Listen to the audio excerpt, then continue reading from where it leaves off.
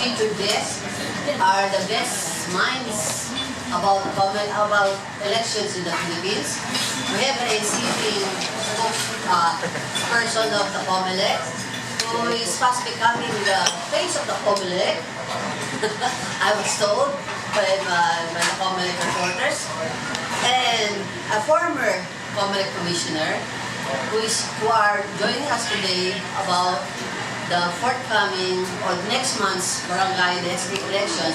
And later on, we can talk about on something future, in the preparations of the Comelec for the midterm elections next year.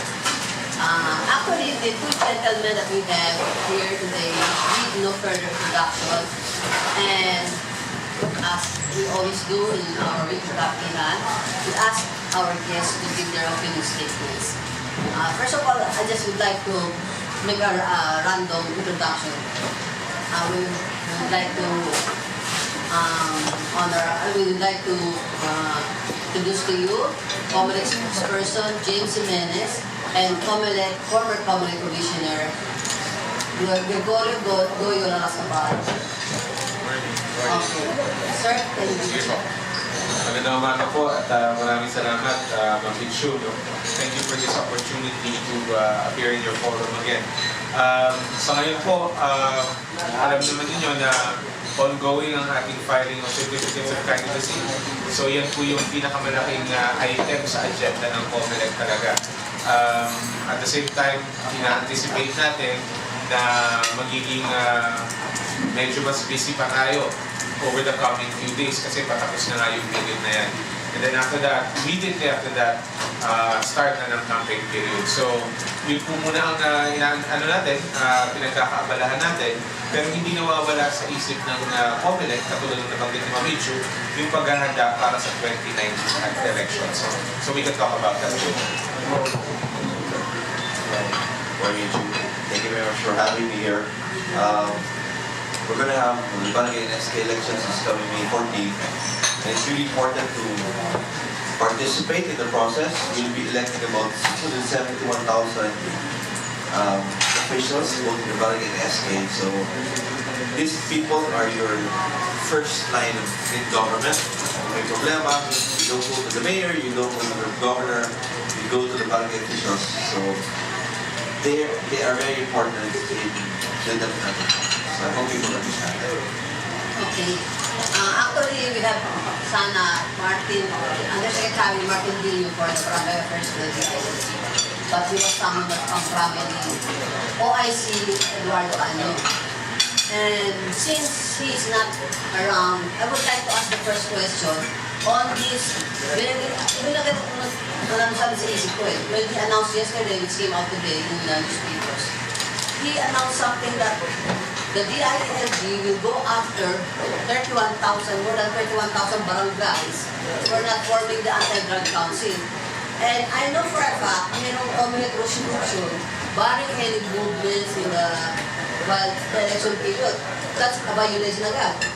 Well, ang pinagbabawal po ng Comelec ay suspension ng barangay officials. Baka po ang tinutukoy ng DILG ay yung magpa-file ng kaso.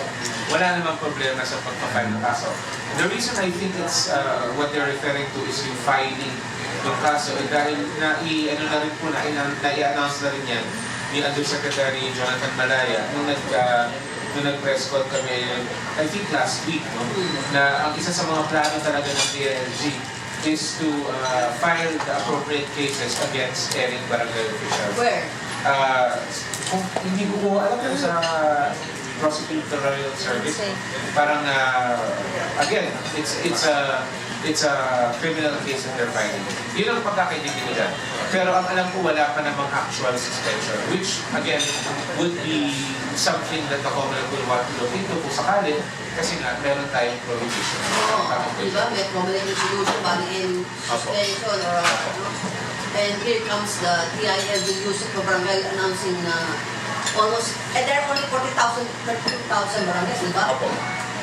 3/4 of the barangay, may kasong nakaharapin habang election period. Well, kung kaso lang naman po, no, kung nakasampa lang naman yung kaso, baka hindi naman din ganun kabilis ang takbo ng proseso. Matatapos na rin naman kaagad yung halalan.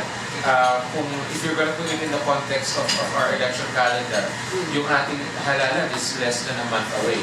So baka wala na rin effect yan. And at least walang tangible effect sa conduct ng election. But the perception, the public perception. Yes, the public will definitely be very aware of that. At hindi ko lang masabi kung anong epekto nun sa voting ng mga tao. Kawawa naman yung mga incumbent na running for second or third term with this kind of our government parang harassment na sa kanila, di ba? Parang how would Comelec correct the situation? Well, I don't know that we need to correct the situation kasi po apart from just conducting elections, sipin din natin na gusto rin sana natin na matino yung makuha ng ng mga barangay natin. And kung may kung legit naman yung kaso, may pagbabasihan, then maybe I don't know, sir, kung apat pa yan. The barangay elections were postponed several times precisely because of the need to clean up the barangay, sabi, no? And that would have been part of the duties of these incumbent barangay officials. If they sat on their, if they sat down on the job and didn't do anything, then maybe this is just the DILG enforcing what it should have enforced quite a while back. So, per your own accounting, how many times na postpone itong barangay election, this particular barangay? Ito, dalawang beses. Dalawang beses. Dalawang beses na. And you spoke about calendar. Yesterday, I heard there were talks that you are extending the deadline for the filing of COC.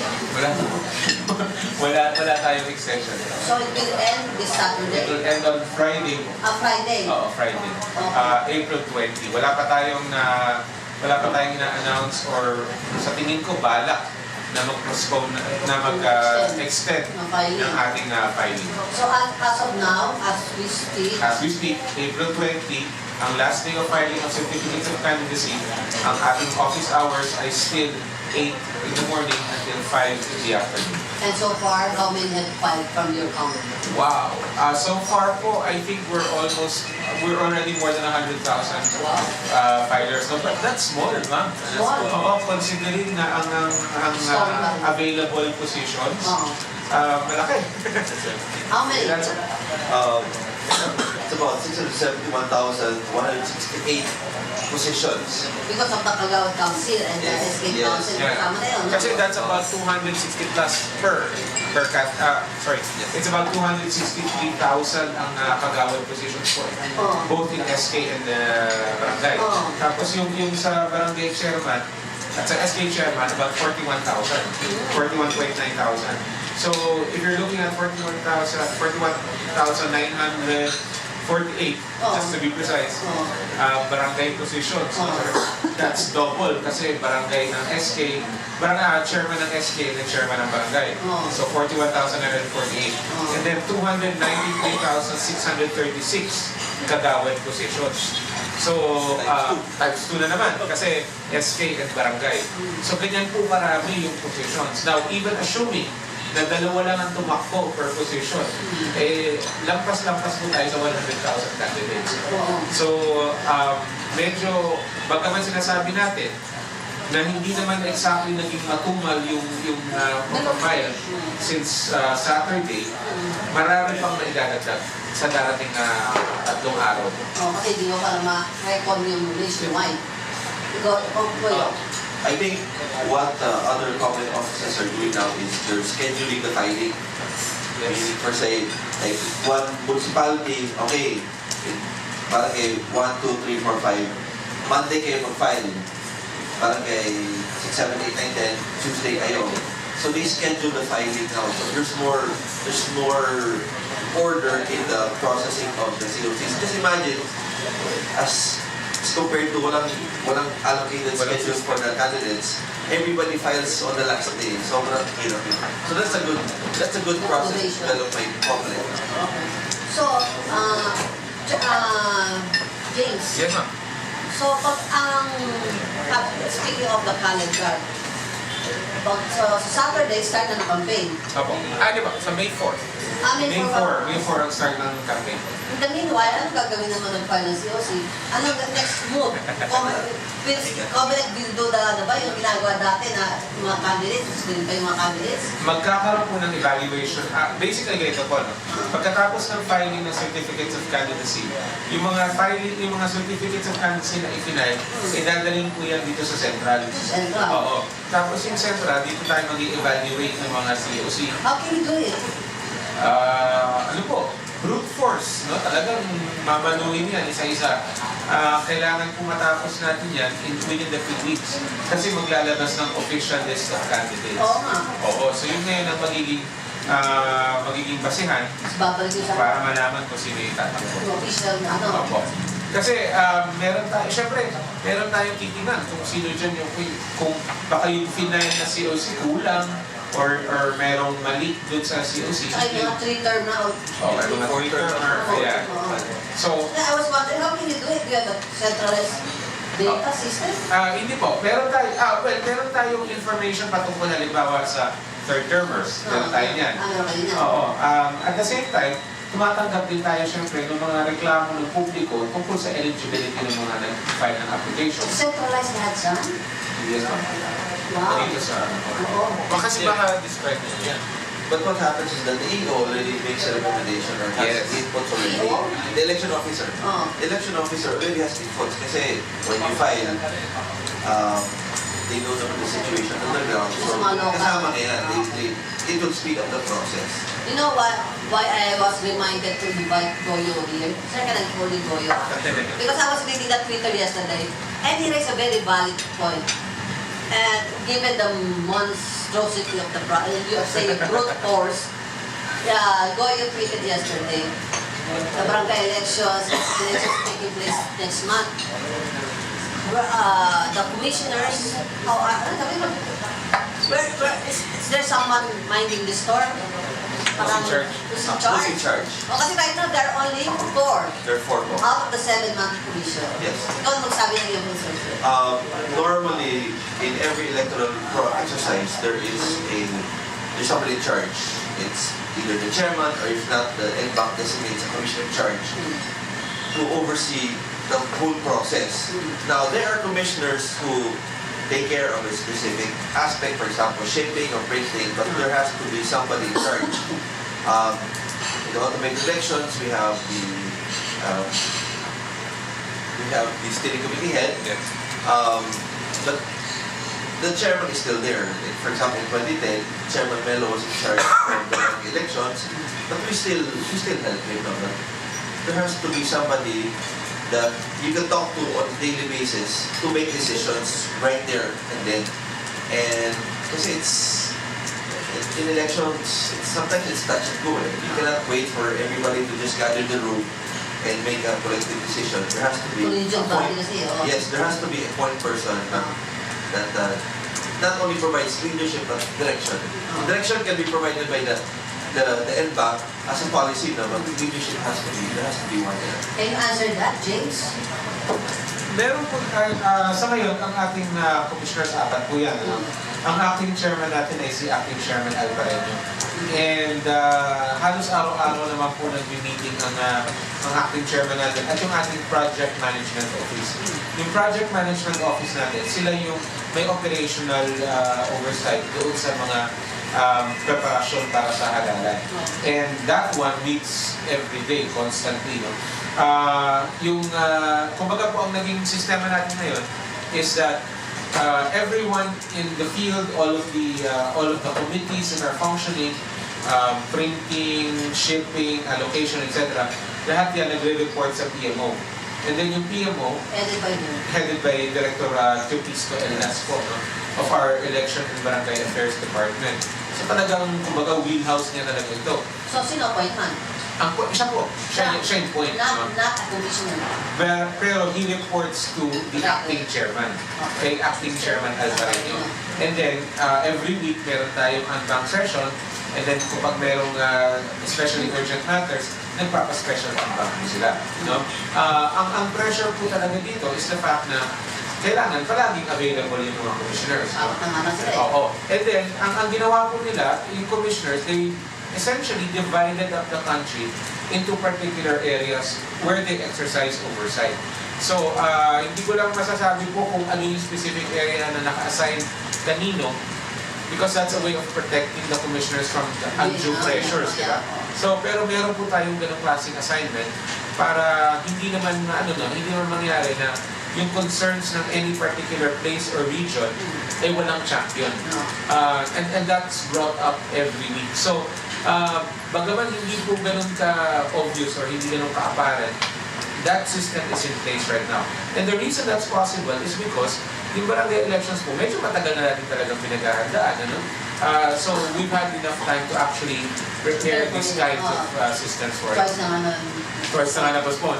Ang critical po talaga is yung darating na 2019 elections. Kasi yun, medyo ibang usapan yun, mas malawak na halalan po yun. I was surprised, pero medyo nalito nga ako when Sheila reported in our start that the barangay elections will be using the October forms na printed before.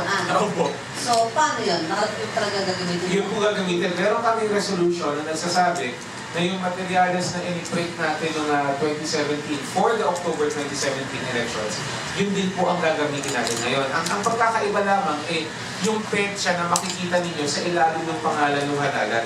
Ang forms po kasi natin, of course, may seal ng Comelec or may seal ng Republic, tapos pangalan ng elections, barangay SK elections, tapos sa ilalim yung petsa. No? Ang petsa po na makikita ng marami sa mga forms, particular yung mga forms na gagamitin sa Luzon at Visayas, ang petsa ay October 2017. Kasi yun po yung napaghandaan natin. Saka nabayaran na everything. Oo. Kumbaga, in hand na yun. Ang pagkakaiba po dito sa Mindanao. Sa Mindanao, kasi noong 2017, hindi tayo nag-imprenta ng kahit ano dyan dahil sinuspindi natin dala ng martial law. So, dahil nga sinuspindi nun, walang imprenta na papel. So, ngayon, meron na, yun, petsa tama. May 2018. So, just to ma'am, kasi medyo issue to tawag sa election day, no? Ang mga botante po natin ng Luzon at Visayas, ang balotang matatanggap ninyo ay may petsa ng October 2017. Yung sa mga botante sa Mindanao, ang mga balotang matatanggap ninyo, ang petsa ay Mayo 2018. So huwag po kayong mangangamba, hindi po bogus yung mga balotang hawak ninyo, yan po talaga ang petsa niyan. Kami nakalagay naman kung saan yun, ba Mindanao? Oo, nakalagay naman yung lugar. Devil's advocate, go yun. No. Actually, the usage of the ballots printed supposedly for last year's election, we use in this year's elections it's a good decision. Okay. Kasi you save a lot of money because you have to print again, you have to talk with NPO. So that's a good decision on the part of government. You save billions there. Avoided waste. Exactly. Going back to the issue or the topic regarding who's in charge. It appears that there was a return to the old system of having designated commissioners in charge. I don't think there's a resolution regarding that matter. There's no formal designation of commissioners. In the form of resolution. None. So I guess we can do it. But important, kasi James has been all over the place, diba? He's been all over the place. Siya nga the face of Comelec right now. And he's been doing an amazing job getting the word out that as in every elections, normally there's a member of the NPAC who talks. In 2010, there was me and Chairman Melo for the barangays. Then in 2013, there was Chairman Villanueva. Then so there's always a member of the commission who goes out and states things. So that they usually are in tandem with the Comelec spokesperson. So they have the same message, they consult every so often, but at least it helps get more information out there. And I was just, ako Davis advocate. Sige po. All I see kasi is advocate, no? But the real acting chairman is Abbas, di ba? Hindi ba po? Hindi ko siya yung nominate ni... Nominated pa lang po siya. Hindi pa siya confirm sa CA. Hindi pa siya confirm. Kasi puro ayaw nila mag-double face. Yes, sir. No. Yes, He has an issue. No, he hasn't assumed po. Nominee lang siya. Oo. Ibig sabihin, his name is submitted to the CA. This is how I understand the process. No? Hanggat hindi na-accept ng CA yung nomination, he will not be sitting as a chairman. Talagang as commissioner po siya ngayon, which is his current position. Yeah, I understand he was nominated during the recess, but it's not an appointment ad interim. It's still a nomination, so the seat is vacant. That should explain Miss Magdalene story. Because otherwise, I begin to face Comelec. No, but he can. When he was nominated last, when the time 3 months ago, or 2 session, months ago. he did not assume as acting chair. He could have been designated, but I guess the stand of the NBank was to designate the most senior official of Yes, the NBank. okay. Anyway, James, this Yes, ma'am. will be a manual election. Manual. Okay. And we have been already used already to the computerized. Yes, ma'am. So, how would you now sell the idea of going back to the old days of manual? Well, the reason po kung bakit manual ang ating barangay elections ay dahil unang-una, yung scope niya. No? Ang barangay elections, kapag natapos ang bilangan, tapos na. Kasi walang consolidation. Yun po yung talagang strength ng ating automated system is that mabilis ang consolidation ng resulta from different places all over the country. No? At dahil ang ating barangay elections ay basically hyper-local yan, hindi na kailangan yun. Pangalawa, timing po ang issue dito, timing. Ang barangay elections pangkaraniwan nagaganap pagkatapos ng ating national and local elections. Ang national and local elections natin ay automated. Ngayon ang problema ganito. Kapag ginamit mo yung automated system, kailangan certified yan.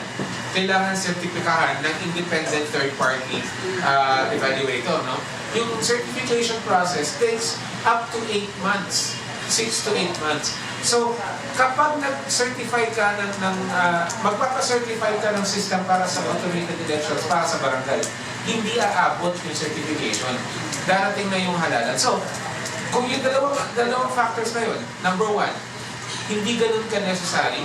Pangalawa, kahit gustuhin, hindi naman ganun ka-practicable, hindi na lang natin gagawin yung automated.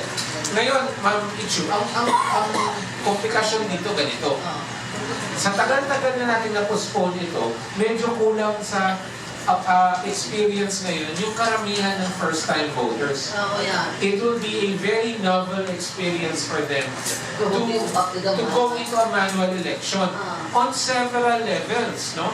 Una, baka hindi nila makilala ang balota. Let's face it, alam ng mga tao ang itsura ng automated elections ballot. Alam ng tao na may pangalan ng kandidato, alam ng tao na may oval na kailangan itiman para bumoto. Sa manual elections po, katulad nito darating na barangay, kailangan isulat yung pangalan. Bakit? Kasi blanco yung balota. Ang nakalagay lang sa balota ay yung posisyon na pinagbubotohan. Barangay chairman, barangay kagawad. Ito po. Tapos isang may puwang dyan para isulat yung pangalan. So, that's one thing, no? Bawal yan. Pangalawa, hindi katulad yan nung una, no? Hindi katulad nung automated na isi-shake mo na lang. Okay. Number 2. Pero yung SK, hindi doon din. Ganun din po. Wala din pangalan. Blanco din. Isang balot lang yan, ha? Dalawang balot. Dalawang balot? Oo. Okay. May isang balota para sa barangay, may isang balota para sa SK. Okay. And then, yun nga, pareho ang kanilang format. Yung box, iba, kayo din. O, isang box lang. Isang box na din. Isang box na. Dalawa na yung papasok. Number 2, na pagkakaiba ma'am. Yung ating automated ballot, basically, ang kailangan mo lang siguraduhin ay huwag mong mamarkahan yung timing marks. No? Yung mga nakasulat ng mga na rectangle sa palibot ng perimeter ng balota. Pwede mong sulatan yung balota, pwede mong bilugan yung pangalan, basta ang importante, maitiman mo yung shading oval. Dito sa darating na manual election, pag naglagay ka ng kahit anong marka na maliban doon sa pangalan ng kandidatong binoto mo, may chance na ma-ruling na invalidate yung ballot. Kasi sasabihin, Mark Balot. Oo, Mark Balot. Oo. So, particular doon sa mga kabataan, no? Hindi ko nila lahat. Pero may mga kabataan tayo na ang Lalagyan ng happy face. Lagyan ng happy face, lagyan ng heart, lagyan ng kung ano-ano, no? Baka ma-invalidate po yung ating balota. Sayang naman, no?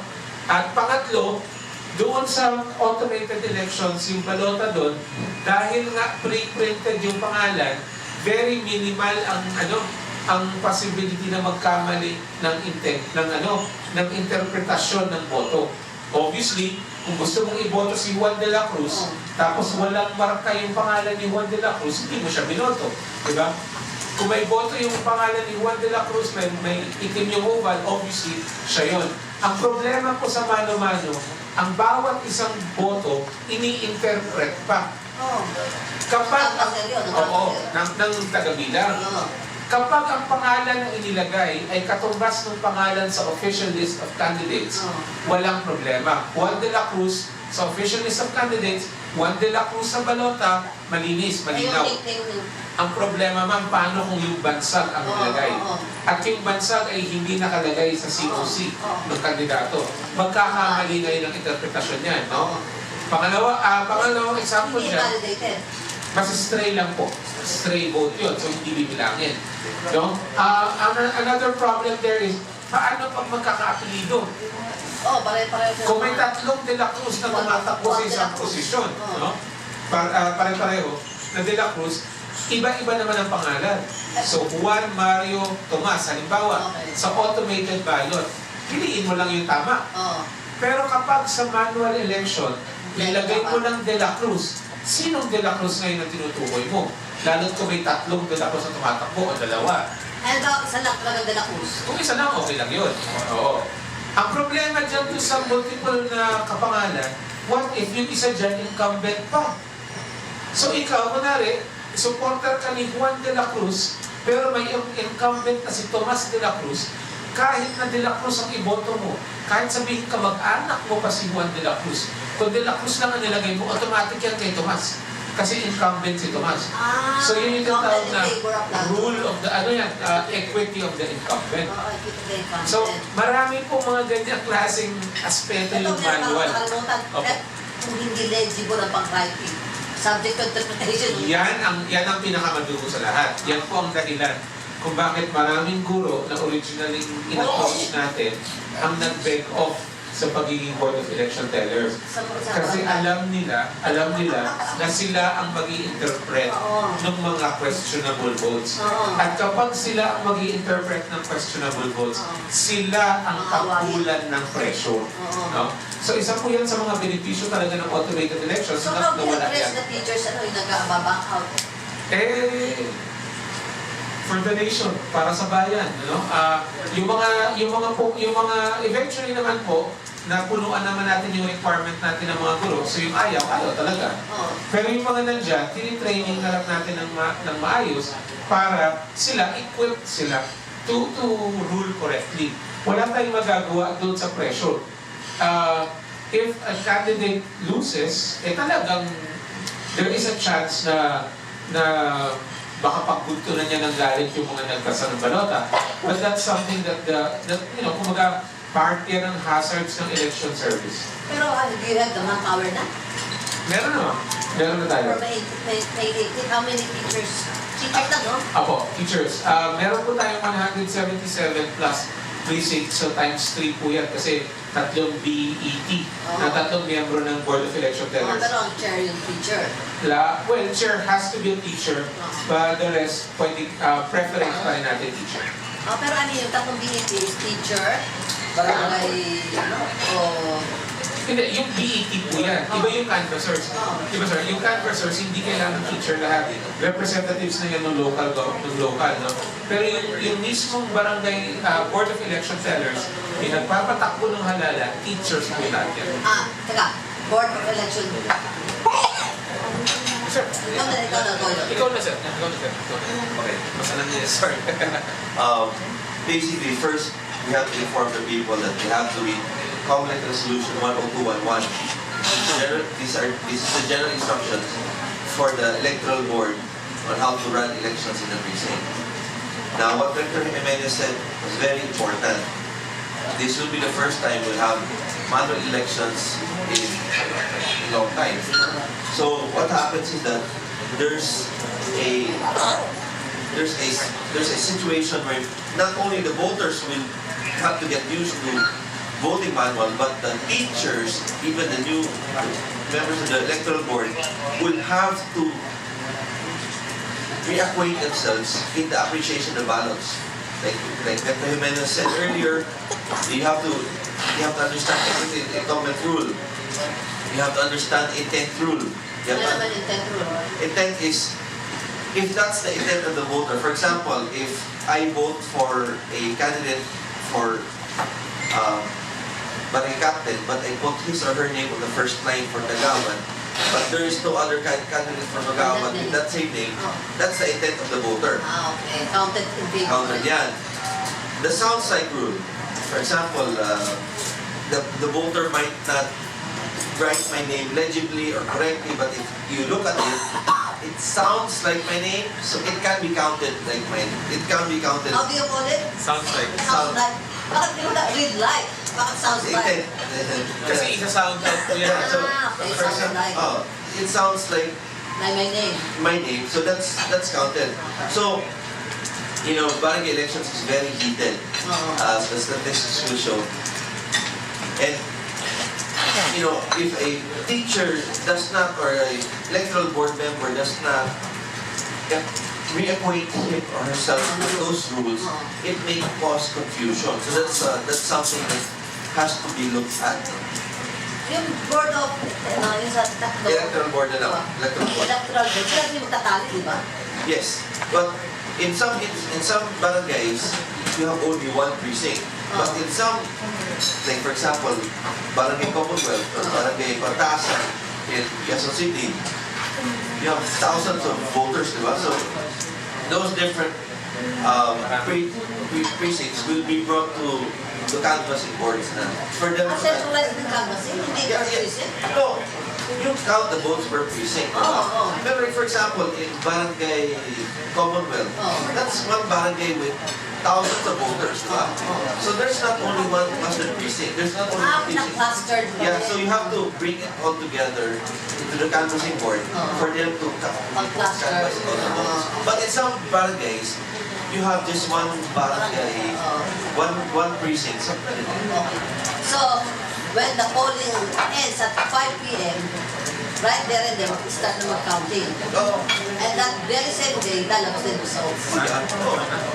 And that's one of the things which shows that you don't really need automate elections for barangay elections, because right there and then, the people can see the votes being counted, and in a few minutes or in an hour, they already know the results. Hindi na kailangan i-consolidate yung votes for all the barangays in the city, for the declaration of winners, and the automate elections for mayor, governor, etc. Ito, it's right there in the barangay. And knowing how personal the contest in the barangay are, sometimes magkamag-anak, di ba? Mag-aaway yan, di ba? They want to see the votes being counted. And in a number of instances, nagtayan magtatayan. Diba? Toskoy niyan. Yung iba, the difference of one vote. And that one vote could be the candidate's neighbor who did not vote for her or him. So for the next 2 years, mag-away na naman. Sa part of the rules ba, yung pwede silang mag-watch ng counting, di ba? Yan, dami nyo sa kwarto. Wala ba kayong rules about that? Well, yung ano naman po, yung electoral board naman, is empowered to ensure na orderly yung bilangan. So pwede niya namang i-clear or pwede siya mag-set ng ilan lang pwede sa loob. Para lang masiguro na maayos yung conduct ng bilangan. Okay. So sa inyong statistics per Comelec record, ano ang voting profile ng mga millennials?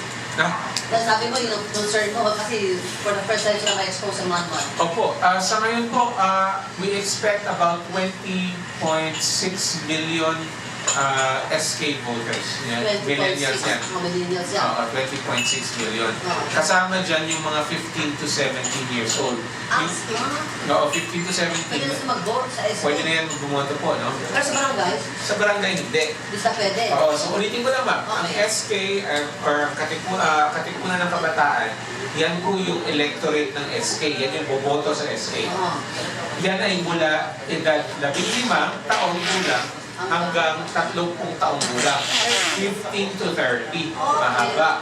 Okay. Yung 15 to 17, yan yung unang age bracket lang gusto kong tandaan ninyo. Yung 15 to 17, ang pinagbobotohan lang yan, SK lang yan. SK lang. Yung 18 to 30, yun yung second age bracket that I need you to remember. 18 to 30, yan yung actual na buboto sa SK at sa barangay. Oo. Oo, kasi barangay voters na rin yan eh. 18 years old pataas. No?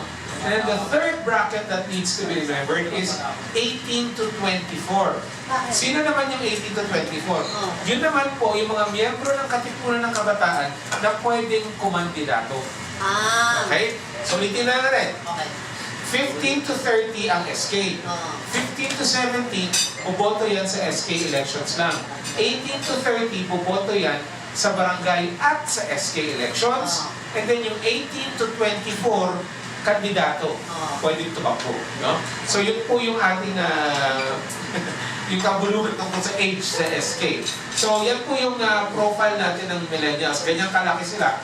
So that's out of about 57 million voters total, ang kabataan po dyan is, almost half. Almost half, no? So, napakalaki ng epekto nila.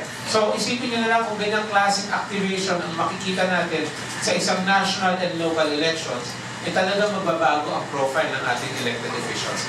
Babata po sa pelikula.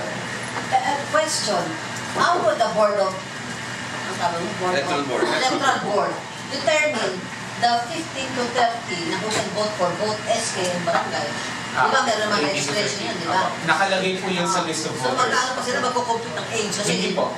Nakalagay na dyan sa list of voters na ibibigay natin sa teachers na magpapatakbo ng halalan, naka-identify na dyan yung kung ilang balota ang ibibigay. So kunwari, dumating ako dyan, James Jimenez, so, bibigyan ako ng 2 balota kasi SK pa ako. Joke. Bibigyan lang ako ng 1 balota. Pero kung dumating dyan, kasi alam na hindi naka-indicate yung age na. naka-indicate na yun. Kasi baka nakalagay pa ito yung 1961. Ay, hindi ho. Alam na natin din. Okay. Para mas mabilis. Goyo, ano ang millennial thinking of the manual from your looking in from the outside? Will they be I think this is a good experience for them because chances are their parents voted in manual elections but they did not. They voted in the ultimate elections. Ang importante nito is they go out and vote on May 14. Huwag yung nakatambay na sa bahay, you go to the mall, or you just fidget with your gadgets. Go out and vote because they have to understand how important these officials in the SK and barangay are. Kung may problema sila, may away sila sa kapitbahay, or may hindi pa kapag napagsunduan ng ibang state. barangay settlement na Yeah, sa barangay settles it, not the courts, no? Okay. And this is their first taste of involving themselves in the democratic process. Ito si Goyo, dito, millennial thinking dito. Hindi, thinking lang. Anyway, question to both of you, gentlemen. This SK election will be the first time that the anti-political dynasty law will be applied. Yes. So, given the 600,000 positions up for grabs, how does Comelec, or have you already, hindi pa makasama yung COC, no? How would you ensure that this law is scrupulously applied? What's your checking?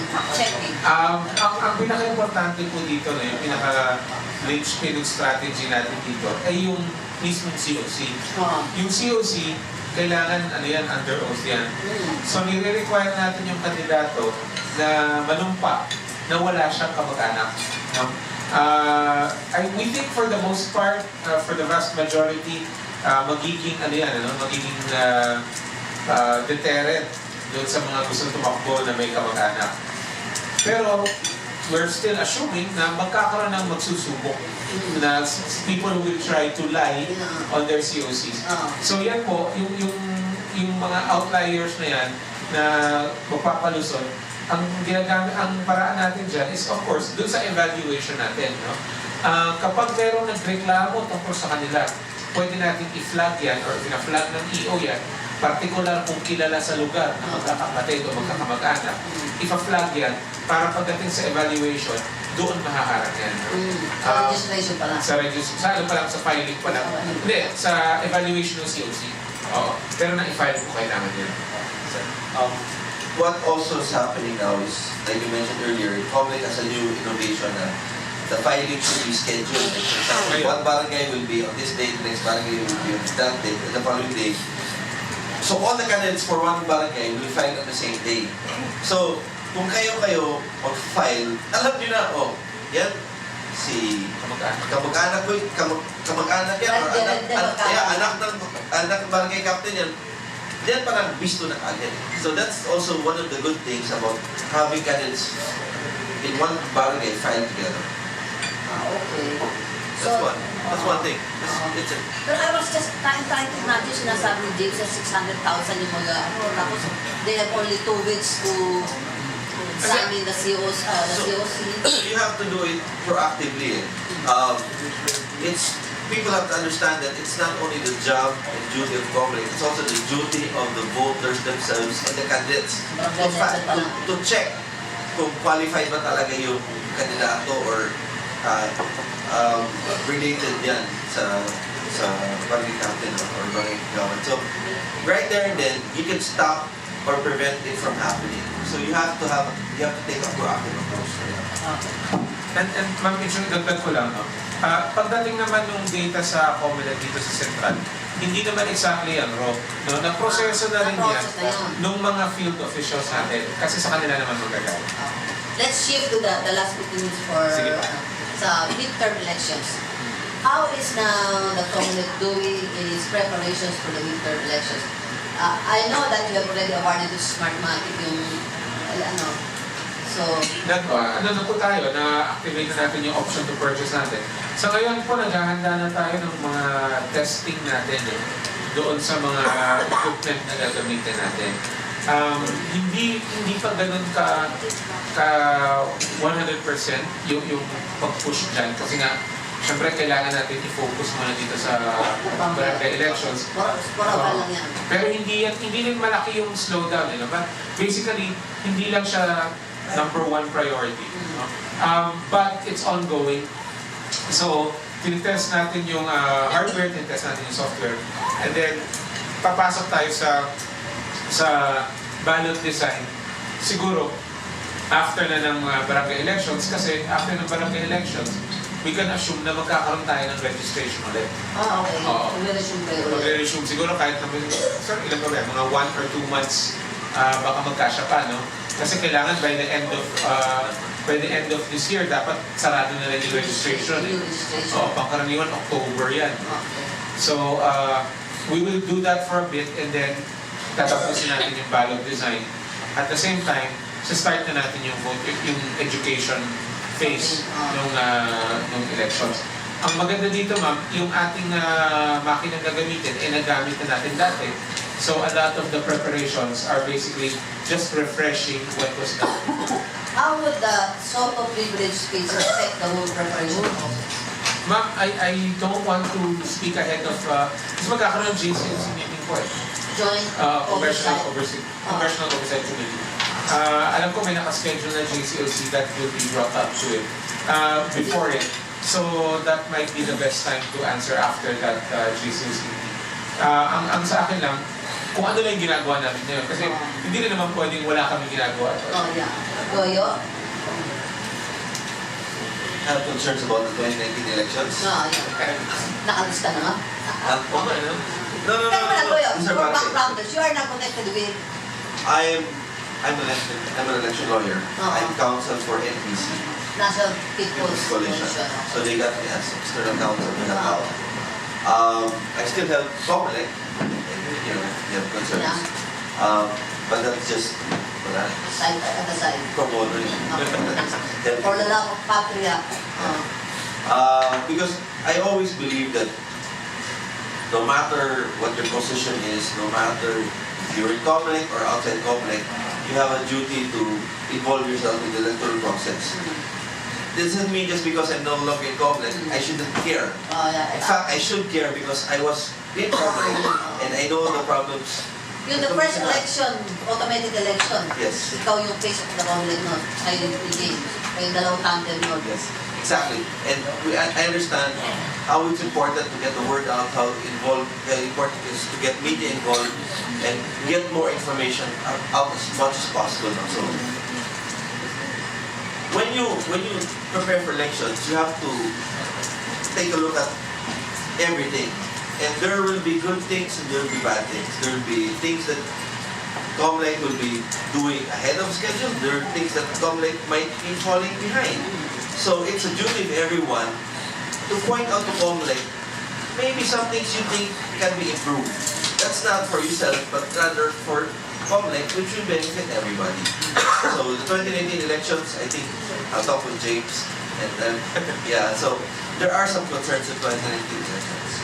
Specifically because some of the issues that came up after the elections which have to be addressed. But I think that's for Comelec to look at.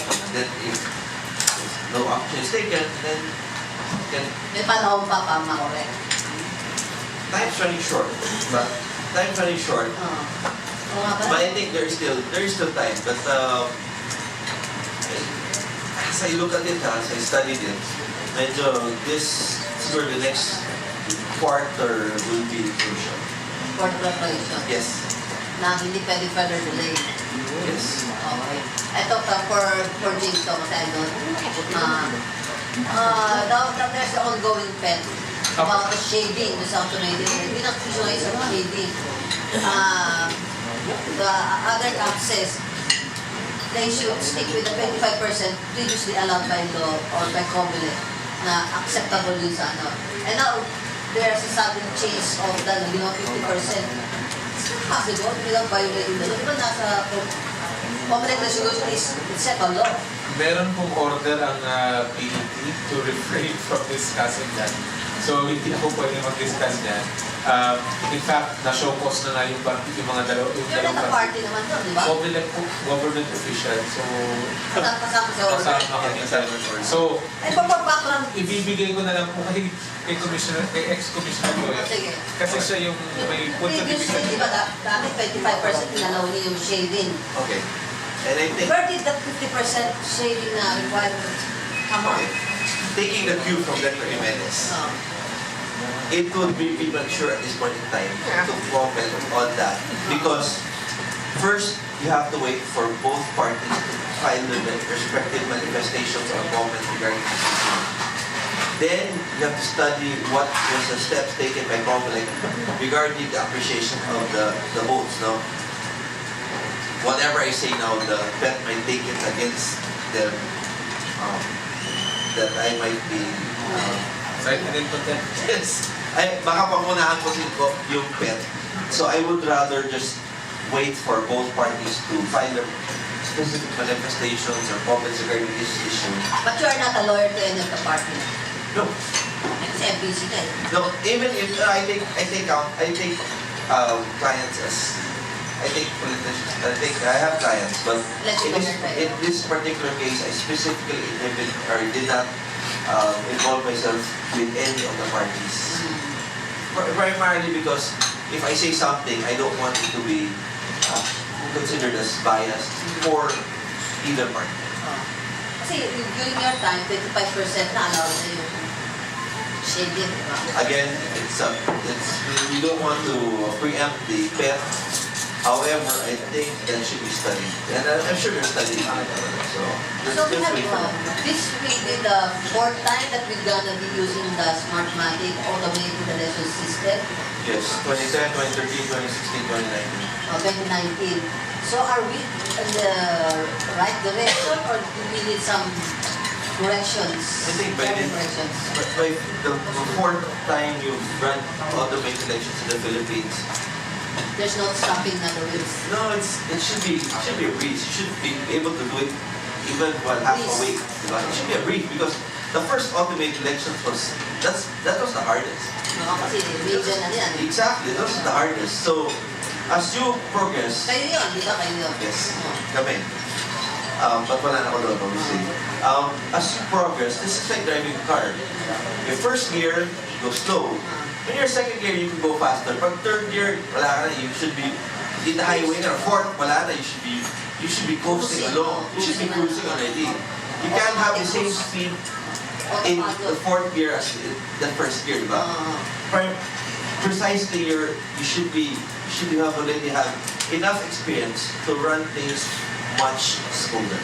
So that's why Comelec should also show that as you proceed or as you conduct more and more automated elections, you should be doing it better. Okay. On that note, I will now opening the floor to your questions. Sino gusto mag-break? Shira?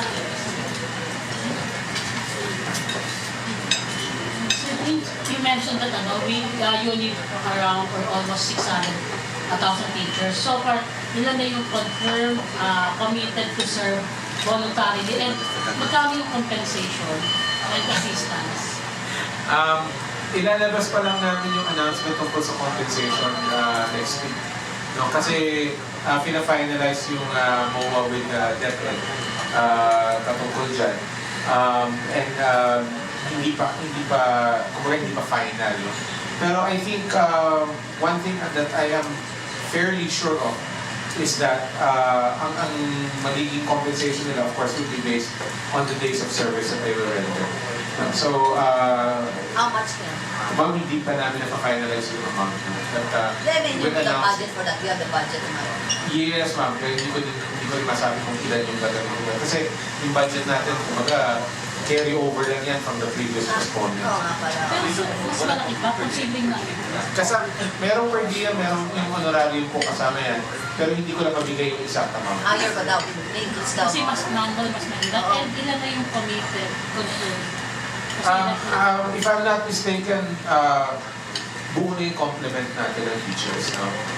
It's a different matter to see on election day kung sino mag-show up. Like Commissioner Goyo will be able to attest to, sometimes kompleto yung listahan mo 2 days before the elections, and then on election day, biglang may mga no-show. No? So, that's something that we're watching out for. Pero so far, yung complement naman, yung bilang, okay naman, kompleto na. Ano yung plan B sa mga no-show? Ano yung plan B pag may no-show? Meron tayong alternatives. May mga alternates tayong naka-identify na. No, teacher can. Teachers, but I should note that as compared to automated elections where the teachers just process the voters, in manual elections you have to not only process the voting but also count the votes. So I think the per day should be higher because there's more work.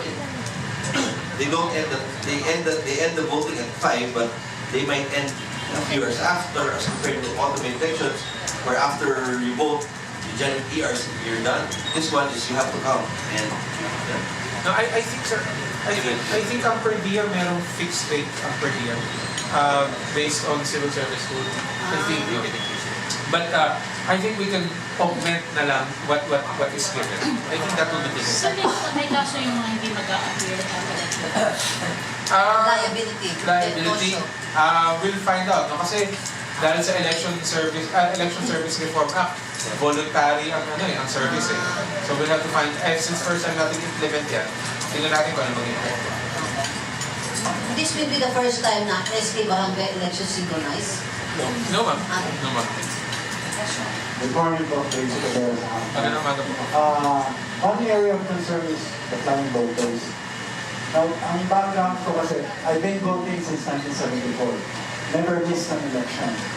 Now, when I checked last time sa Manila Comelec, my name disappeared. Ang sabi nila, ang advice sa akin, mag-register ka na lang as a new voter. Then, when I went to Caloocan, it reappeared. So my question is, how credible ba yung list of voters natin? Saan, ano po kayo? Saan diary po ba? Sa Hataw. Hataw.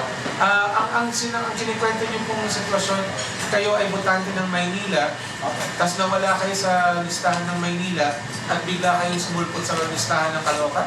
No, I checked kasi nung last election, that is the only time na nag-list ako. Kasi wala akong biometric. Now, after nung election last time, napaka-biometric na ako. When I checked in sa Manila, sabi nung tao sa ninyo sa Manila Comelec, wala ka sa listahan. I even gave him the barangay ko. Nagpa-biometrics po kayo nung 2010? Napaka-biometric sa Oo, house dito. nagpa-biometrics kayo, okay. Ang sabi sa akin, wala akong record. Oh, tama po. Walang record. Kasi po nung wala kayong biometrics ng 2016, Sa computer nga. mabubura kayo eh. Eh bakit sa Caloocan nag-appear? Ayan nga tinatanong ko sa inyo, saan yung Caloocan? Kailan nangyari?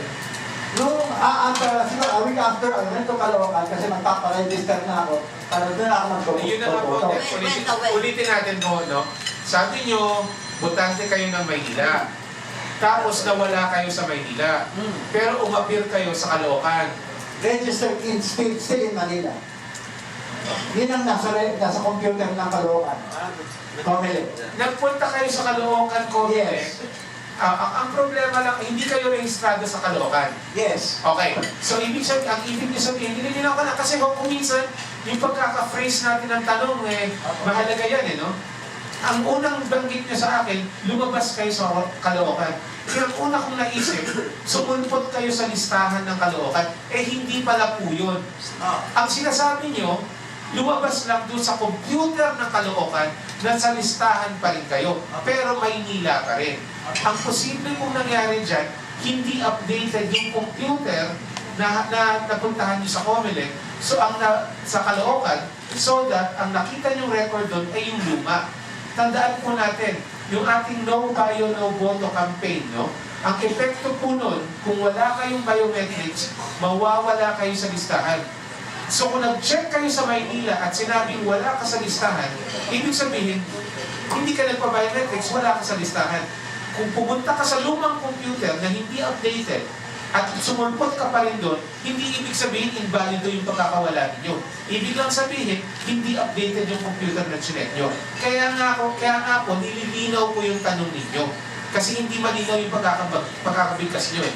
So kung ang sitwasyon natin ganito, nasa Maynila kayo rehistrado dati, hindi kayo nagpa-biometrics na wala kayo sa listahan, tapos ngayon wala pa rin kayo sa listahan, dahil po yan, natanggal kayo nung hindi kayo nagpa-biometrics. Kailangan nyo po magparehistro. Ngayon, kung nagpunta kayo ng Caloocan at some point, ang pinaka-likely na explanation dyan ay yung ating computer sa Comelec o yung mismo na pagtanungan ninyo, hindi yan na-update or na-patch. Bakit ganon? Kasi hindi po online ang ating mga opisina sa isa't isa. Kasi meron tayong data privacy concerns. So hindi automatic na mag-update yan. May schedule ng updating po yan. Para sigurado na bawat update ay nababantayan ng ating data privacy. So yun po yung possible explanation. So ngayon, kayo po, kung hindi kayo nakapagparehistro in time para sa barangay elections ng 2018, hindi po kayo makakaboto. Pero, pagkatapos ng barangay elections ng 2018, pwede kayo magparehistro, pagbukas ng registration process, makahabol po kayo sa 2019. October yan. Hanggang, posible po na June, July ang ating registration. Okay. And ano ko si Goyo kasi nag-tweet sa kayo. Mamaya pa yan. Dito ba? Oo, nag-tweet ka dito. Before. Should the government release the list of barangay officials with links to drugs, or they should file cases against them instead? Okay. Okay. Okay. When you try to solve the drug problem, you have to have a holistic approach to it, not just half-baked, no? Or not just half-hearted. I believe that there is a list that the DNC came up with that has the names of some barangay officials who have links to drugs. No. the right thing to do is to file cases against these drug-linked officials. Having a press release or just releasing the names will not do any good. It might even cause problems because, as we've seen in the past, there have been some lists that were released that erroneously contained the names of officials that were not linked to drugs. In fact, a mayor was in the list, but it was not pala, a congressman. So, the right thing to do is have a list. If you want to release it, do it simultaneously with filing cases against these erring officials. Will it stop these officials from filing their COC? No. But it will create more awareness for the voters on the possible reasons not to vote for some candidates. So you have to file cases. Not just a list. Not just release the list. File cases. They've had enough time. The elections for barangay was postponed from 2016 to 2018. That's almost 2 years. So in 2 years' time, there should have been sufficient action taken to prepare cases to be filed against these erring officials. Okay, wala pa kayong coordination with the Adriatico? Wala po kasi kami kinalaman sa filing ng kaso ng drug-related cases. But you can coordinate. Wala din kaming requirement na magsabi kung sino ang may drug cases bilang hindi nga yan requirement para sa eligibility sa pagkasa. So, bagaman nakikipag-ugnayan kami sa DILG, ultimately, yan ang bagay na talagang iiwan natin sa kanilang diskusyon. Listahan nila yan, sila ang mag-desisyon kung ano gagawin nila. Kaya nga, in-invite ko si Dino eh. Oo, yun na sana. Check yung pero I was surprised, hindi kasama yung drugs, clearance ko, No, wala. May mga drug test of driver's license. Yes. No. Pero wala sa eleksyon. Oo. The Supreme Court already ruled before that drug requiring candidates to undergo drug test is unconstitutional. However, the voters themselves can demand candidates take drug tests. The voters themselves can demand that the candidates discuss their plans of government. What will they do in the next 2 years? So it's up to the voter.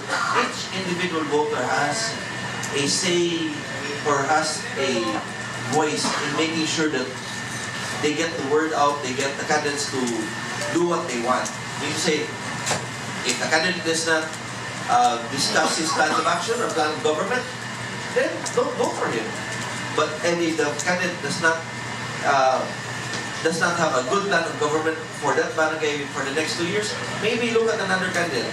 So it's up to the voter, him or herself, to choose the right candidate because they'll be stuck with the candidate for the next 2 years. Yeah. 2 years lang yung term now eh. 2 years na lang? Yes, because the next elections for barangay will be May 2020. So this term will be for 2 years lang. Only 2 years. But the next term? 3 years. Balik 3 years. Dahil kasi na-postpone. Yes. Hindi pa klaro yan, 2 years lang pala nakikita. 2 years lang yung term now, then 2020, it will be back to 3 years, then 3 years after that. Every 3 years. Yes. Follow-up sabi niyo privacy lang. Since I'm a voter of Manila, kung privacy yan, non-existent ako sa Caloocan. So how come, nandun ang data ko, sa kanila wala? Hindi ho. Kasi sabi mo privacy. Oo, hindi nga ho kasi nga. Updating po ang pinag-uusapan natin. Kung yung data na kinukuha nung Caloocan dati, yung luma yan, at hindi na-update yan, hindi magre-reflect yung pagbabago. Yung data privacy protection po natin, bago po yan eh. No? So, naliable pa kayo ng data. So, hindi pa na-update yun. Kung pupuntahan ninyo ngayon at na-update na yun, hindi na lalabas sa computer ng Caloocan yun. In any case, hindi po importante na lumalabas sa, at least as far as your registration status is concerned, hindi po mahalaga na lumalabas sa computer ng Caloocan office yung pangalan nyo sa record kasi wala kayo sa record talaga. Kung wala kayo sa record, wala kayo sa record. Kung outdated yung data na binabatak ng computer sa Comelec sa Caloocan, outdated po yun. May petsa po yan, timestamp po yan, no? So kung hindi yan updated, makikita naman kaagad. So again, ang data protection natin ngayon, bago po yan. No, bago po yan. Kaya hindi na tayo nag-online updating. So wala na tayong ganyang klaseng facility. In fact, isa nga yan sa mga palaging nirereklamo, tinatanong kami, pwede ba namin makita sa website kung registered voters kami. Ang palagi natin sinasabi, hindi po kailangan kayo pumunta ng opisina ng Comelec mismo. Kung saan kayo nagparehistro. Tapos ngayon, sinahack rin dati. Oo, nahack na dati. May album po sa ECD. Yes, sir. Sir, marami nagsasabi na itong hala lang na ito ay talagang matubo. Nandito na, mga tayaan. Tanong ko lang po, meron na ba tayong mga program na mga hotspot? Sa ngayon, sir, wala pang nilalabas ang PNP na mga hotspot, no? At yung mga yung mga recent na incidents na involving criminals na may mga barangay officials na napangalanan, hindi pa po verified na election-related talaga. So, binabantayan din po natin yan. Kasi, katulad na nabanggit ninyo, historically speaking, ang pananaw natin sa barangay, talagang nag-iinit po yan. Pero ayaw yung pa ako dito bilasan. Yes, sir.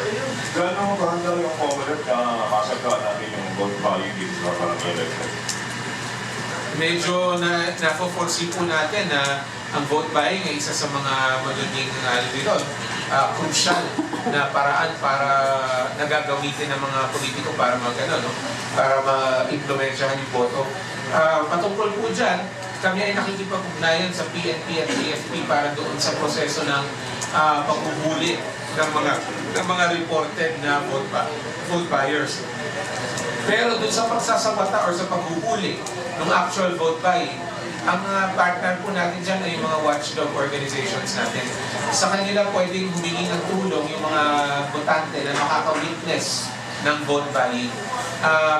Yun lang po talaga ang magagawa natin. Talagang basically, pipigilan natin o huhulihin natin yung mga nagaganap na. Kasi medyo mahirap po maging proactive pagdating sa vote buying. Sinubukan po ng Comelec dati yan, naglabas tayo ng yung tinatawag na money ban. Yung pinagbabawal yung maglalabas ka ng cash. Oo. Ay na temporary restraining order sa Supreme Court yan eh. Yun sana yung paraan para mabawasan yung kasi ang vote buying po cash yan eh, no? So ang idea no was para sana mabawasan yung cash na palutang-lutang during the few days before elections or at least ma-regulate.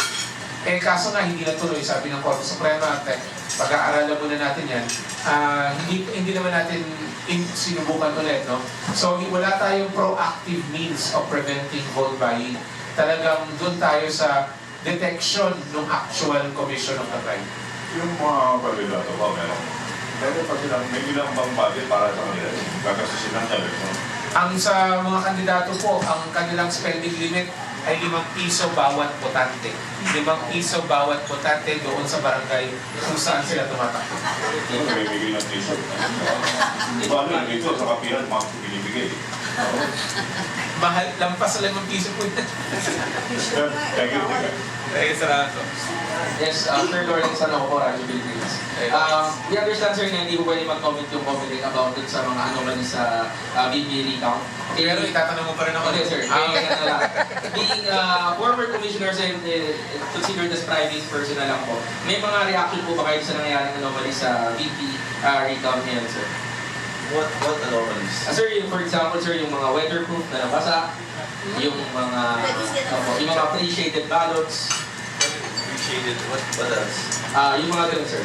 Okay, the appreciated ballots. Sirang ballot boxes pa pala, sir. Sirang ballot boxes, that was already explained.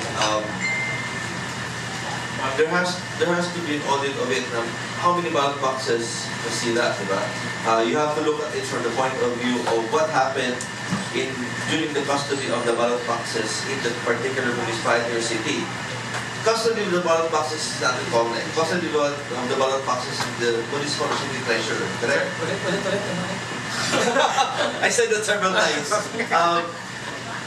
Some people don't think they don't know this now. But you have to look at also what happened during the inventory or in the retrieval of the ballot boxes. normally when you treat the 3 ballot boxes, there has to be an inspection of each and every ballot box. And there is a revisor's report as to what happened. Then you look at it, if everything is okay, but when it was opened in the PET, may sira, you have to look at it, saan nagkasira? If walang sira doon sa municipal, what happens sa transport? What happens during the storage here in Manila? So those are things you have to investigate. You can't make general statements that may problema without investigating. You have to look at that. Appreciated ballots, I leave it to the PET because that will be subject of appreciation of ballots. The procedure is that after the revision committee, each and every revision committee submits a report, it's then evaluated by the members of the PET or officers of the PET whether to accept or to reject a particular objection, etc. But that's up to them. I'm not going to discuss the details there. What else? Yung sir sa weatherproof, pero nabasa. Yung weatherproof, Kasi kasi, ba talaga sir, in-procure ng Comelec? well, Comelec procured it, ano. But you have to look at it from this point of view, no? Kasi that's a weatherproof ballot box, no?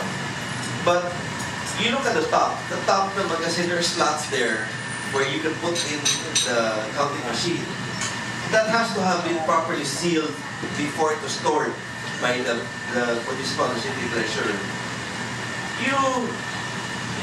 If there is water that seeped inside, you have to investigate why did the water seep inside. As an election lawyer, I've seen it before that nabasa yung ballot boxes because the spare battery fell and leaked, di ba? That happens. You have to look at it. Was it stored inside a house or a warehouse or stored out in the open? Because those are huge ballot boxes, di ba? What if the municipal or city treasurer stored it just outside the building? You know, they have to ask questions.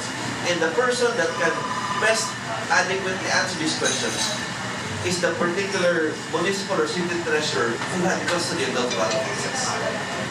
Yung mga nawawalang audit lot, sir. Okay. It's No, it's okay. That's a good question. There are 2 audit logs. There's the audit log is basically a black box. It's what happens in.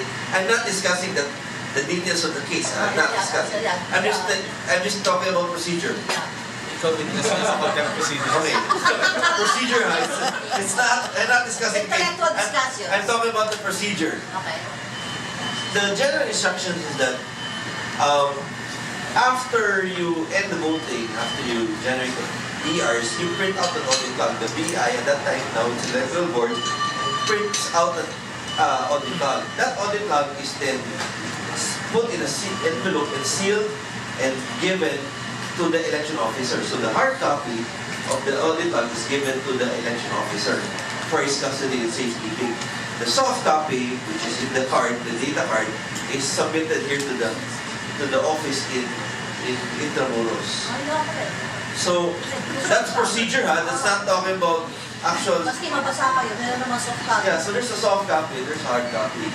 If you want to request a copy, you can just write Comelec and back and then they should have it. Alright sir, so ibig po sabihin, kailangan ko ng further investigation doon sa mga anomalies na lumalabas ngayon sa Of Depends.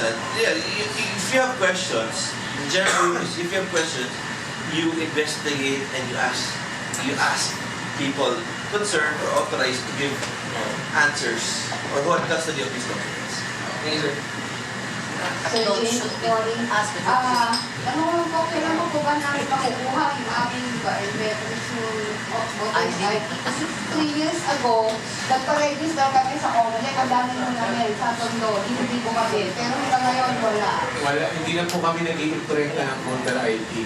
So kung hindi pa na-i-out yung ID ninyo, ibig sabihin kung hindi pa yan nasa office na ng EO ngayong araw na ito, wala na.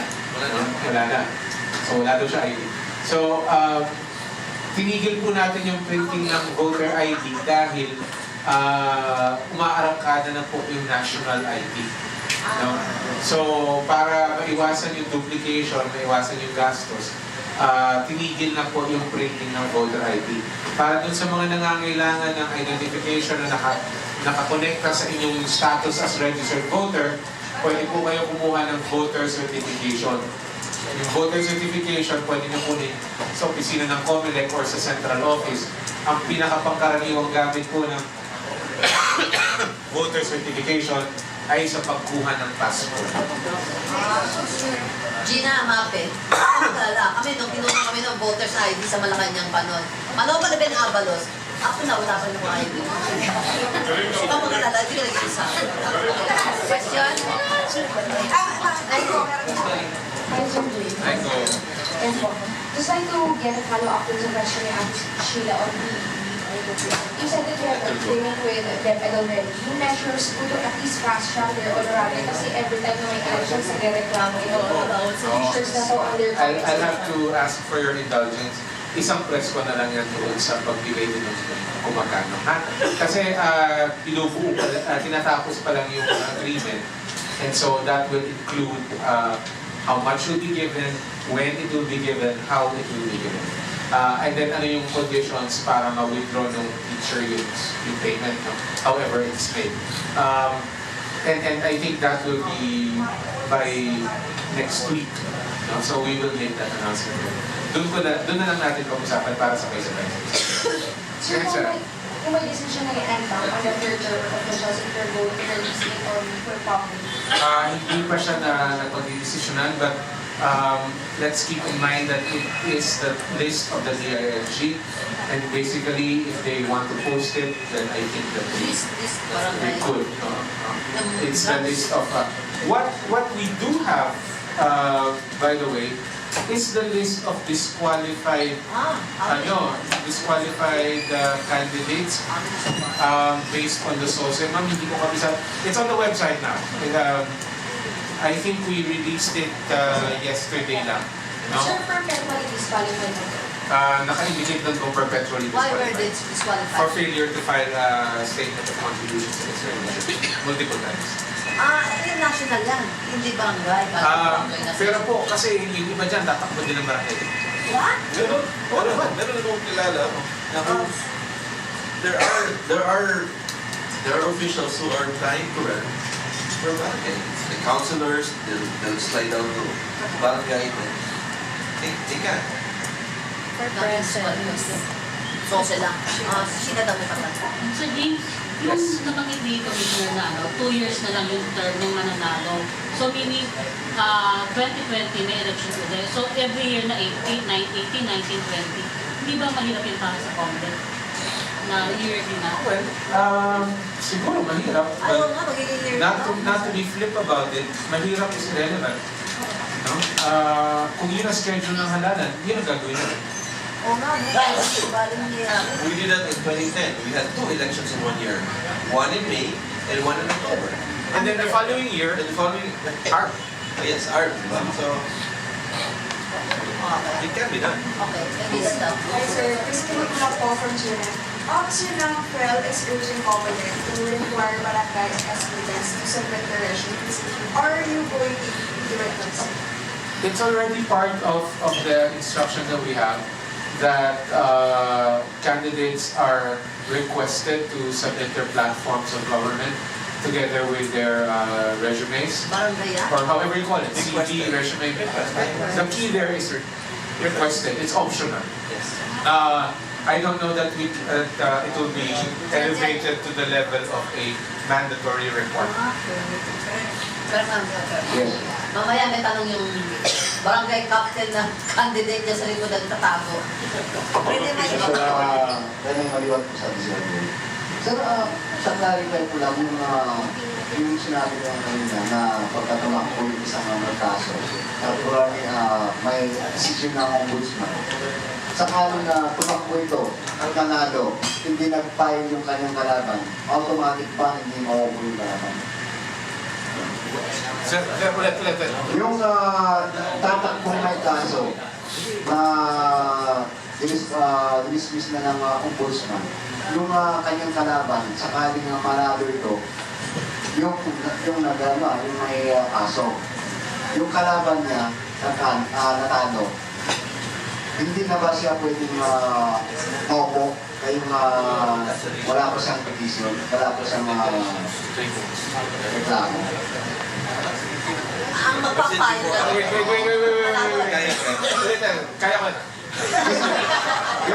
Yung may kaso po, May tumatakbo, sir. tumatakbo. May kaso siya. Okay. Na-dismiss. Na-dismiss. No. May Na-dismiss siya. decision yung ombudsman. Oh. Na-dismiss from service siya. Tanggal na siya. Tanggal siya. Ngayon, umandidado siya, yung kalaban niya, natalo ngayon sa eleksyon. Siya Siya nanalo. natalo.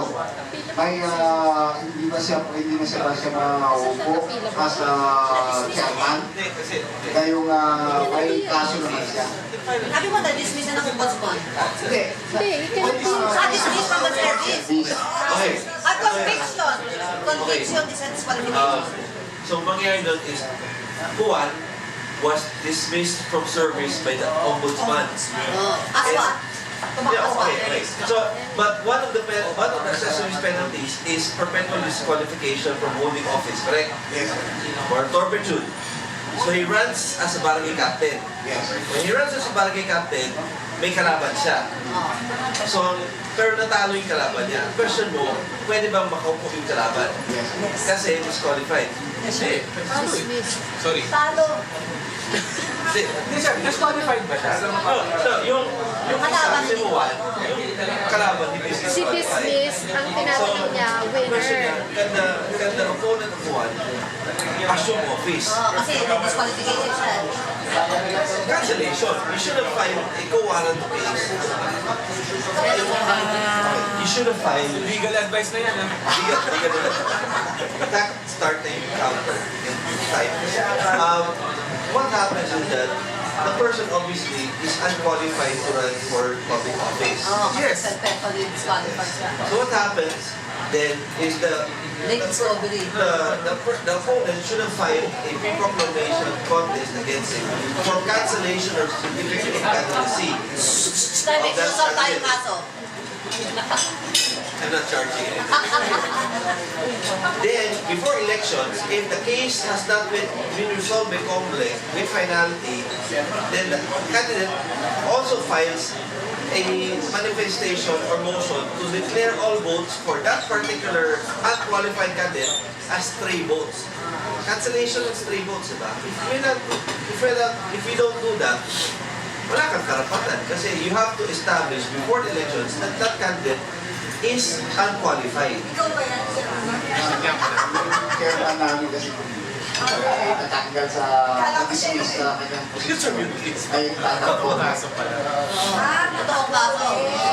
Pero ang conviction is a disqualification. Yes, sir.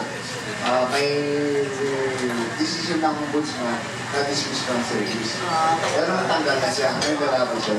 Ito po yung question sa pangalawa. Kung regarding ngayon, kaya ba ng Comelec na i-accommodate lahat yung mga tatakbong magpapahit ng COC sa Comelec, particularly in Manila, dahil ang Manila is napakalaking barangay, 196.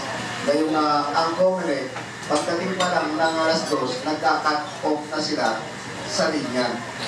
Doon sa line. Sa Manila po, alas 2 Manila. Takot ng line? Oo, pinatigil Mga kandidato? Pila ang Ah. filing. Pila. Kasi hindi na raw kaya ng Comelec yung mga hanggang alas 5 lang daw sila, 8 to 5 lang naman. Kina-cut off po nila yung procedure na yan kasi binibilang nila doon sa 5 o'clock yung pagpoproseso ng aplikasyon, no? Yung 5 o'clock po, basically, tinuturing yan na hindi yan yung submission. Kasi kung ang submission ang pinag-uusapan lamang, di kung dapat hanggang alas 5 tumatanggap ka, matatapos po ang pagpuproseso niya na abutin ka ng alas 10, alas 11 ng gabi. Kahit din rin, na process na. Oo, so kaya po alas 2 ang cut-off ng tanggap ng application. Pero titingnan po natin ulit. Ano? Kasi alam ko yan ang prosesong sinusunod sa registration. Titingnan natin ulit para dito sa voter COC. Okay, Bernie. Hindi po from Manila State. Yung po ballot boxes natin, no? Pwede po bang maiba yung storage nun after the elections? Can we bring back all the ballot boxes here in Manila or any part of the Philippines na lahat nandun yung ballot boxes immediately after voting? Sa barangay election po ito, Oh, no. For any type of election, sir. nagkaiba po kasi yun. Ang elections po ng barangay, ang ating ballot box, yung maliit na dilaw. No? Usually, nasa pangangalaga yan ng local Comelec. Yung national elections, in the last elections, yung malaking ballot box ang ginagamit natin, tin-turn over naman yan sa municipal treasurer. So hindi po natin tinitipon-tipon dito sa Maynila. Wouldn't it be, for the national, sir, wouldn't it be better for us to retrieve all ballot boxes para wala na issue regarding, ay, nababasa, nawawala yung... Policy question po yan. So I think that's a policy question. But also you have to look at it from the point of view, not what happens if there is a local contest or a protest case for a municipality. So you ship back the boxes from Manila back to the province. Diba?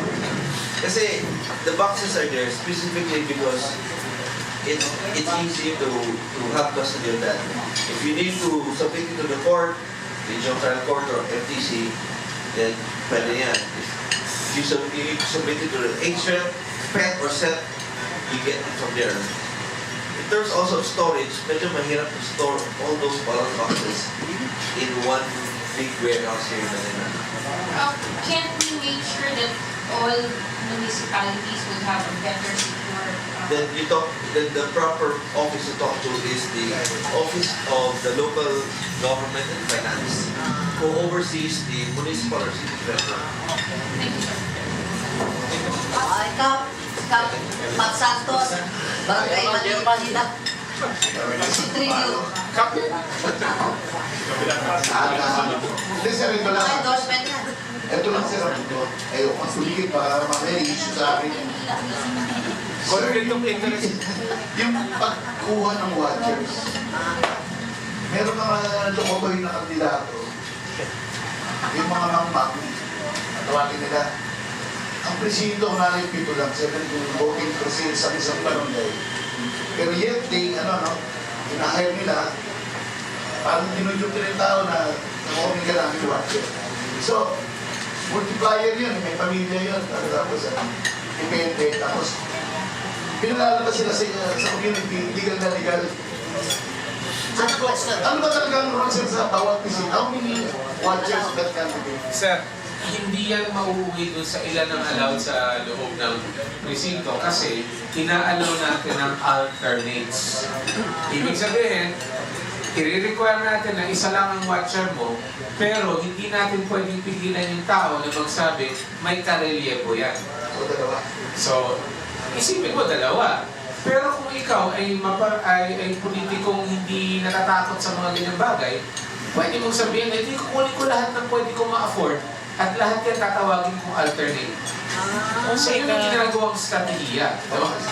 Strategiya yan ng mga tumatakbo, unscrupulous na tinatawag. Kasi nga, alam natin na medyo kita mo pa lang, malayo pa lang na parang hindi tama yan. But again, technically speaking, kung ang pinapayagan natin ay isa with alternate, then pwede silang kumuha ng maraming alternate. Sa pagkakaalam ko, wala tayong limitasyon, sir, no? Doon sa pagkuha ng alternate, kung ilan ang pwede mong sabihin alternate mo. But the electoral board can shoo them away if they create any disturbance inside the voting precinct.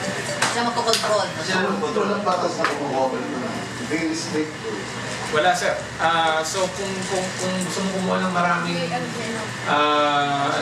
watcher, karapatan mo po yan. Kasi malinaw na Bombay, direct. Again, kailangan po merong magreklamo at mapatunayan sa korte kasi walang case na ganyan. Walang nagsasabi na ito ay vote buying or ito ay ginawang paraan para mag-vote buying. Kailangan patunayan. Medyo mahirap kung sabihin na alam natin ito lahat kasi hindi po ganun. Sir, kay Corporal Officer, siguro alam niyo na ito eh. Yung mga kalokohan yan. Number 1 is akot. Barangay election. Bawal po yun. Bawal yun. Yung gapang night before the election. Yung gapang, yung pinapasok ng mga leader nila yung mga bahay-bahay. Campaigning po yan. Pag ginawa yan the night before the elections, in violation yan of the campaign ban. Kasi day before the elections, bawal mga kanina. So, how do you i-video mo yung mga leader? Yun ang pinakamaganda po niyan. Videohan nyo, no? At badalan nyo sa amin. At kailangan may timestamp yung inyong video. Okay. Tapos ito pa pinaka sa club. Sa yung mga teacher na na-join ko ng mga kandidato, kaya nakakaluwag ng mga isa nagkakaroon ng patient dun. Again, kailangan po patinayan yan kasi solution yan eh. No? Parang ganyan ang nagiging problema niya, nakokompromise yung mga group. Sir, kung may allowance ng teachers, yung mga deputy na PNP, AFP, Comelec ba magbibigyan ng allowance na? May pagkain po sila. May pagkain. Deputize natin sila. Pagkain. Sa part ng trabaho. Walang monetary. Pagkakalam ko wala sa pagkain. Pagkain pa na. Ayun pa patanong dito, 15 years na raw sila ginalagay na dito sa barangay sa Manila. Pero kung kayo sa bumuboto, yung barangay election na yan, hindi kayo pero sila kaya mo consider yun na balik mo. Kung rehistradong botante po siya, eh pwede siya bumoto doon. Kahit hindi na siya natira. Kahit hindi siya natira doon. Kasi ang requirement po ay registered voter. Kung voter ka ha, kung kandidato ka, kailangan residente ka, actual. Pero kung botante ka, registered voter, kung doon siya nakarehistro. Kung hindi siya nag-biometrics, wala siya sa listahan. Hindi siya makaboto. Bakit kaya yung mga barangay officials, wala ng mga sweldo, pero pagpupunyabitan na ng paupo, wala na lugar. Aray ko, Pat! Napakalalim po yun. Pag buuwi-buwihan ko muna yan. Tanong mo kay Pat! Napakalalim kayo kumikita. May question kayo dyan pang mga millennials. Walang question ng mga millennials. Yung mga matatanda, wala na rin.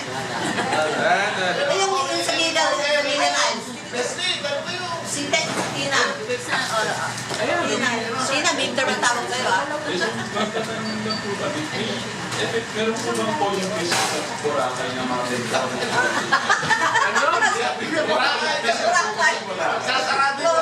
Ano ulit? Polling place po ba sa Boracay na mga dentro? Maapektuhan ng closure ng Boracay. May residente naman dun eh. Okay nga, maapektuhan ba? Hindi. Pagkakaroon ng okay. Tandaan natin ang closure ng Boracay, ibig sabihin, yung turista hindi masisilbihan. Pero yung mga nakatira doon, nagbibenta ng pukasen, nagbibenta ng fake tattoo, nandun pa rin sila. So, buboto pa rin sila. Saka ang dapat doon, yung nagsira ng Boracay, nag-lead to the closure, yun ang huwag iboboto. Tama yun. Midterm, Tina. Ayaw niya, hindi naman midterm kami. Just a reminder that the ban for government-funded projects is, diba? There's a ban. Public works ban. Yes. Paano nga pala yun? For barangay-funded projects, Okay. national-funded projects, pwede, tuloy yun. Okay. Appointment of officials by the barangay is prohibited. But if the president appoints somebody or the governor appoints somebody, pwede yan. Pwede. Ang bawal is barangay lang. Eh, yung sinasabi mo na start, si DILGU si Dino na ano daw yung 31,000 na barangay chairman na hindi nag-implement ng anti-drug council. Baka may sinagot nga ni, ikaw anong from your point of view? Pwede ba yun? Pwede ba yun? Well, anyone can file cases against anyone, but Kasi sabi ko, parang government harassment yun sa mga yeah, but that's a lot. That's a lot of cases to be filed. Kaya nga, at this time, sabi ko tatawag James, may election pa, di ba? Mga Pero again, kung filing lang po ng case, wala namang ban tungkol dyan. Pero tama si former Commissioner Larrazabal, medyo malaking bilang po yan. Isipin mo kung ilang kopya ang isang plate sa mga rings. Okay. As we do always in the Kapihan, we ask our guests to give their respective closing statement. Kaya si James, ikaw naman gawin ng closing. Well, thank you very much for having me here. The barangay elections is coming this May 14. It's important we participate. We'll be electing about 671,168 barangay and SK officials, people look at the barangay as the bottom of the totem pole, the least important government official, because they focus on the president, governor, congressman. But it's the barangay officials who are there every day to address your concerns. That's basic government right there. If you have a problem in your barangay or in your neighborhood, it's not the mayor, it's not the governor, it's not even the president who fixes your problem. It's the barangay officials. So voters should give much more importance to electing the barangay officials, because this is the basic essence of democracy in the Philippine government, the barangay. Thank you, Chairman, Commissioner. Pwede ka mag-take two ka sa Comelec? Pwede kang bumalik sa third of the Habak Comelec? Yeah, pwede. You are not stuck by law to make a comeback at the Comelec? Wait lang. As your counsel. I think, pwede. Because in the Funa versus Villar case, you can be appointed as commissioner and chairman as long as you're no longer in office, and if the term of both offices is less than 7 years. But theoretical lang na yan. I just answered for purpose of discussion that it's possible. Director Jimenez, nung nakarang buwan, may mga storya ang Senado. Hindi na raw ikaw expert ng Comelec. Pwede kang marinig sa'yo ng partner yung sabi hindi na raw ikaw. Sabi ko, si Atty. Romulo Makalintal na raw ang tanong sa iyo ng Comelec. Diba? Yun ang sabi dun eh. Eh ngayon, sino ngayon ang may show cause for violating the sub-judice rule? Hindi naman ako. So, sometimes, ang importante po kasi talaga, ginagalang natin yung sub-judice rule ng electoral tribunal. Yun lang naman ang sa amin, kaya kami nanahimik noong panahon na yun. So, yun po, no? Sir, may phone call ako ngayon kay Yusek Martin Dino. Uwian na, sir. Hindi lang. Uwian na daw sabi ni James. Anyway, i-microphone kita kasi he was announcing just to me na the DILG agreed with Comelec Chairman Alfredo to release next week the list of hotspots barangay. Importante yan. Okay. Ito sir, yung nakakilala speaker namin. Okay, sir.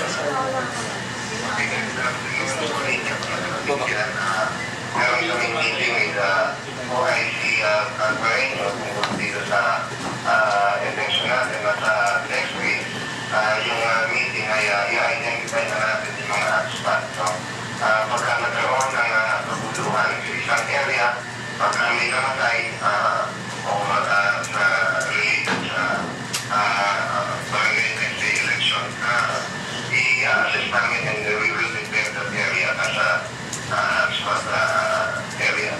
Sir, may tanong ako kanina na yung announce mo na 31,000 barangays, kakasuhan mo yung mga hindi nag-establish ng anti-drug. Correct. Dahil 5 years na dapat yan eh. Dapat magpupong nila. Meron na sila bata. Biro mo, sa loob ng 5 taon, hindi sila naglagay ng bata. Kaya ngayon, i-assist natin kung sino pa yung mga sa amin na pero definitely, next week din, ito tayo lang kami ng kaso against sa mga barangay na hindi naglagay ng functional na bata sa kanila nila. Kaya pala lumalaan sa kanilang responsibility ng barangay nila. Hindi nila pinakailangan ng campaign against illegal practice. Sir, di ba merong Comelec resolution against any sa ban sa mga suspension o administrative? Ang term ng suspension, hindi ang pagpapailang kaso. Okay. Yung suspension ng barangay official, bawal. Pero yung pag-file ng kaso kasi kahit manalo sila, continuous yung kaso nila dahil wala. Very negligent sila yung ginawa nila during the February na kaya independent na manalo sila tuloy yung kaso namin. Ito ba yung carrying out the President's concern against barangay chairman into drugs, yung mga narco-list? Bakit tayo nila naglaban? Hindi sila nagkontak ng mga bata. Bakit hindi sila naglagay ng function ng bata? Hanggang ngayon, inutusan na sila na mag-submit sila ng link para maglagay ng bata. Hindi sila naglalagay. At saka ngayon, siyempre, sa 9,000, pag-submit ka na namin na ibig sabihin, natin natin yung mga suspected pusher at saka yung mga kriminal at saka yung mga suspected addict sa kanilang kanyang barangay. And of course, meron yung verification ina-authenticate natin. So, kaya kahit may eleksyon, kahit na tuloy-tuloy yung ating campaign against illegal drugs at we will continue filing cases against those barangay captain and official na hindi talaga ng-function against illegal drugs. Ang challenge ko kanina dito ni former Commissioner Goyo Larrazabal, ilabas ito yung drug narco list sa mga barangay para hindi naman 5 cases na. Pag pinagin namin ang kaso, ano na yan, public document yan, kaya pwede namin tinubas na kung sino yung makapayda ng kaso. So ano pa ba ang other agreements with the Comelec Alpareño, sir? Sa meeting? Actually, ang pinaka-pukot ng pinagtitingan ay talagang yung identification ng yung mga hotspot at saka yung magiging Comelec control area. Most especially, what will happen sa Malawi, what will happen sa Mindanao. Kaya yun ang i-discuss natin ngayon also. At saka kung ano yung magiging rules and regulations. Saan po pinakamaraming hotspot sa Luzon, Visayas, Mindanao? Siyempre, alam mo na po sila yung Karinyan, Mindanao. Malaki, The usual hotspot. di ba, yung mga, alam na naman natin eh, kasi yung talagang election, naging mainit eh, ang hanggalan, hindi pala bumisa, may kakain na, may mga harassment. And this time, talagang ang tatod situation ngayon, ang ating Comelec at ang pagtulong ng DILT. So ready na, Ang ating kapulitan. yeah, ang PNP is you are ready to deploy the PNP. Pati yung PNP, magiging malaking important ng PNP. May allowance po ba kayo bibigay sa mga? Saka yung ANP. Opo. May extra allowance po ba bibigay ang DILG sa PNP? Pero hindi pa natupag-usapan. Hindi pa natupag-usapan. O, kasi yung mga teachers may allowance eh. Eh, how about yung mga... Yeah, okay, sir. Thank you very much for that. Unless you have other information to share with us today. Hindi, yun na lang muna. Tapos siguro, magkaroon natin sa minang series of meetings. With the Comelec. Preparation for the, yung preparation para dito sa barangay at sa SK election. Okay. And that, no, maraming salamat po. Opo, sige po. Salamat. Ikaw. Just a note, no? Not all areas are immediately declared as hotspots. No. What? There's several levels. There's areas of concern, areas of immediate concern, then hotspot. So it depends on the level of violence or historical precedents in those areas. For example, Abra, not all places in Abra should be hotspots, but some barangay should be. But there are areas that should be areas of concern because of maybe tendency to have violence or Ano ginagawa ng Comelec doon pag na-declare as pa? depends on the level of like areas of concern, areas of immediate Ano concern. ginagawa ng Comelec? Comelec can take over. Ano yung sabihin pag take over? Okay, pag hotspot po or pag area of concern, ibig sabihin, merong potential na magkaroon ng kaguluhan. Ano gagawin? Ang pwedeng gawin ng Comelec dyan ay una, papalitingin natin yung coordination natin with the PNP in that area. Pangalawa, pwede natin utusan ng PNP into the area to augment the presence of the PNP to forestall any violence. Kunti naman In pala. extreme cases, pwede Comelec control. Pero hanggat maaari, iniiwasan po ng Ano Comelec. ibig sabihin ng Comelec? Comelec control, ibig sabihin, for the duration of that Comelec control, kami ang local government. Kayo bet, kayong... Kami lahat. Okay. Now we understood what hotspot. Apo. On that note, thank you again, sir, for the extra time that you spent with Walang us. problema. Maraming salamat. Thank you. Salamat. Umawi ang dinyo kasi Ha?